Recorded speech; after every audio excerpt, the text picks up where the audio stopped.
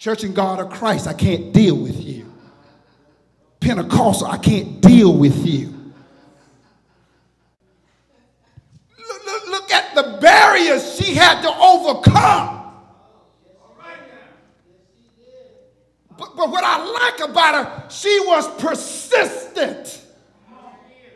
Lord, be persistent, especially when you're dealing with Jesus. Be persistent in what you request for. If I heard say, well, you don't need to ask God more. Yes, you can ask it as much as you want. Be persistent. Be persistent over and over and over again. Maybe God is trying to test your faith. He wants to know, will you allow obstacles to hinder you from getting to me? Because I am the ultimate prize of what you're asking for. If you can get to me. In your life, there will be obstacles. If you need a job and the door closed on your face, don't you stop applying for a job. You just continue to apply for a job over and over and over and over and over and over and over again. Frederick Douglass says this: progress only comes by when there's a struggle. A struggle. See, when things are worthwhile in life, you got to struggle for it. And when you struggle for it, you appreciate a whole lot better. Easy come, easy go. For some reason or another, we think struggling is a negative, but struggling is a positive.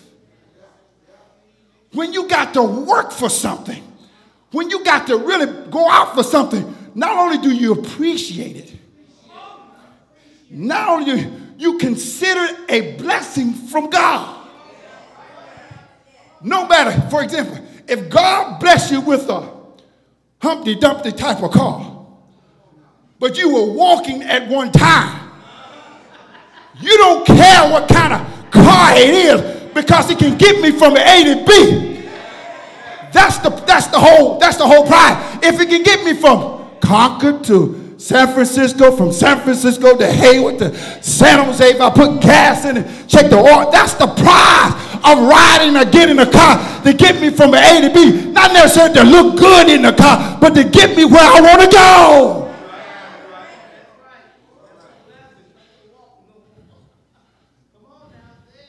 Amen. If you struggle to get the house, if you have to do this and do that and do this and do that, when you get in the house, when the Lord bless you with a house, when you get in the house, you can say, Lord, thank you for the house. You don't care how big or small it is. I got a house. I got a house, and the Lord blessed me with a house, and I'm going to take care of the house because it belongs to the Lord. This is the Lord's house.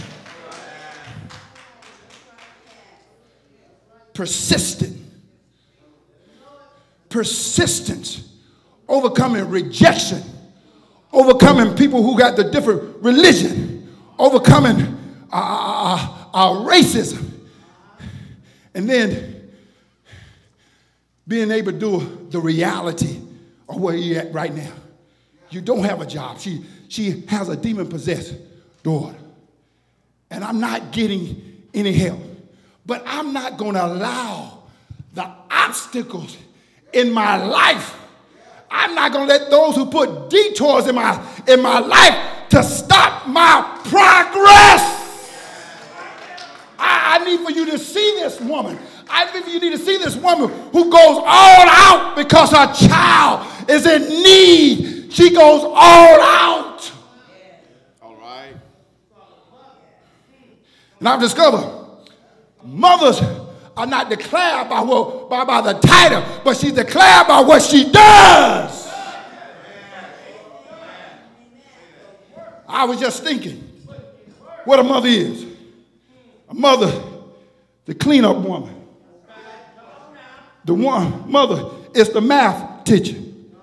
She's the psychologist. She's the friend. She's the brother. She's the husband. She's the wife. She does everything. I must say, as I was looking at my wife yesterday, and I was just looking over my life, just this past week looking at her, got off her job early, come see about me, pick up the kids, make sure she's all fine, sit there waiting for the result of the doctor. Told me, no, you're not driving home, I'm driving the car. Drove me home. You take a bath, you get into bed. You on restriction tonight. No phone calls. No cell phones. If it rings, you not answer it. Get into bed. Cooking dinner. Serving me my food while I'm in bed. And then I asked for some water. She went back to the kitchen to provide me some water. She said, is there anything else you need, baby? I said, no, I'm okay. But then when I looked at her, she was tired. She got up and she said, Ron, did you iron your clothes? No, I ironed your clothes. I said, Lord, have mercy, make him iron the clothes. No, I'm ironing for him. And I began to look at what a mother does through the whole day. She goes to work, spend 12, 10 hours, then come back home, cook and clean up and do all that. Lord, thank you for mothers. Thank you for wives.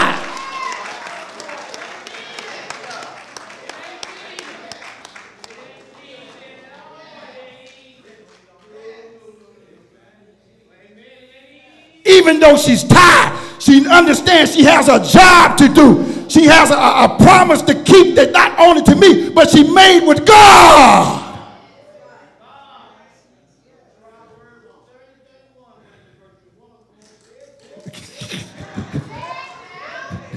Proverbs 31. Talk about that virtual woman. Let me tell you about beauty. Real beauty is not just on the outside. Good God. I've seen some pretty women, but they're ugly. Because their attitude sucks. Their whole posture sucks.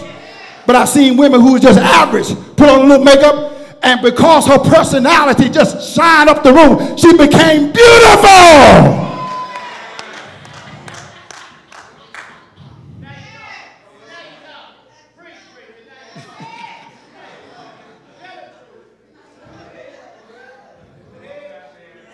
Yes, sir. Yes, sir. I tell you, let me say this is off the record. I was talking about love. Real love is when all the other exterior stuff used to attract you no longer is there, but real love goes beyond.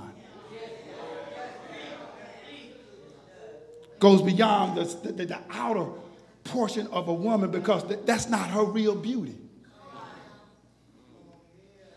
That's not her real beauty. Her real beauty is her character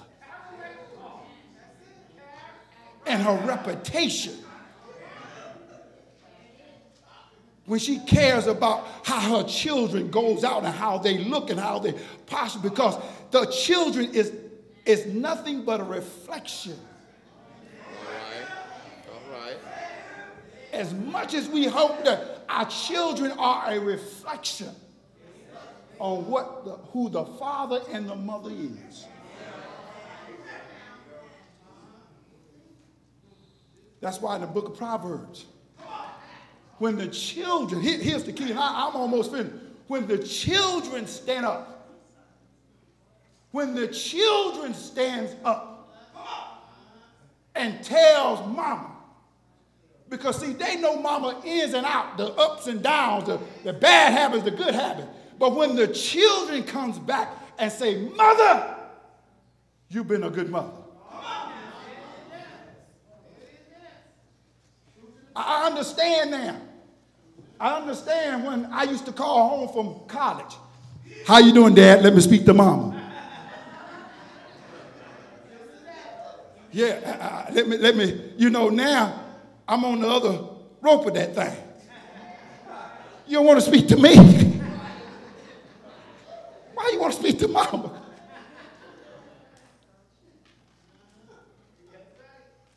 But here's my last point, and I'm done, because we got places to go, and I don't want to hold you. Look at, and I know there's a lot of other meat stuff I could bring out. He calls her dog, but he doesn't really emphasize it to the dog, because the Gentiles, the Jews looked upon the Jews as the Jews looked upon the Gentiles as dogs. Yeah. Wow. As dogs. Wow. But he said, I come to give the meat to Israel. I come to the house, the lost house of Israel. I come to them to feed them, to give them the best. But she said, if I can get the crumbs. Do you know what beats being hungry? Getting some crumbs. Getting some crumbs beat hungry any day of the week. And my last point is, look at how Jesus awards this woman by her faith. Look how Jesus responds. And I'm here to look how Jesus responds. Then Jesus answered and said unto her, O woman, great is thy faith. Woman, great. He didn't call her a Gentile woman. He said, woman. They're like the same name that Adeline called when he saw his woman. Wow, woman. He said, woman, great is thy faith. And because of your faith, because of the mother's faith, the mother relentlessness to just not to give up for her child, continuous over and over, a door shut here, she keeps going this way. One girl, she keeps going this way. Another girl, she keeps going. She doesn't take no for an answer.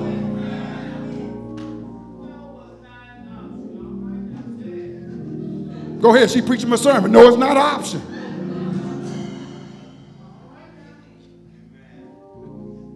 I heard about Colonel Sanders before he got his famous Kentucky Fried Chicken. He went to 99 people. 99 people closed the door. That 100th person said yes. It took one person and it made a difference. One yes can make a difference in your life if you don't give up.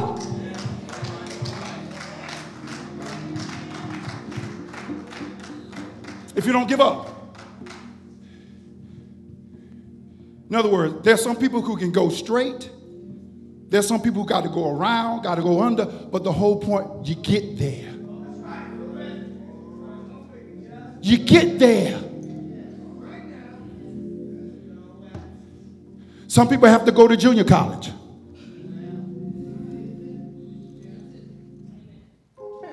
But I got to college and got my degree.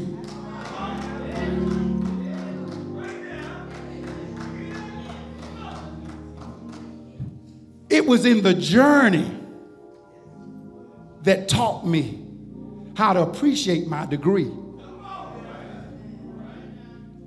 It's your journey getting to your job. Appreciate the job that you got right now.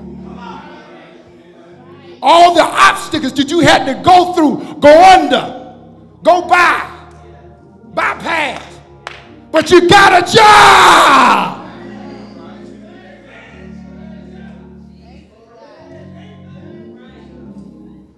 No matter what people say, no matter what people do, they don't have the last word over your life.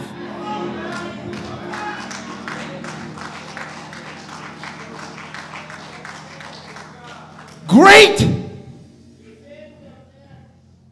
is thy faith. Don't believe the doctor's report. Only what God says.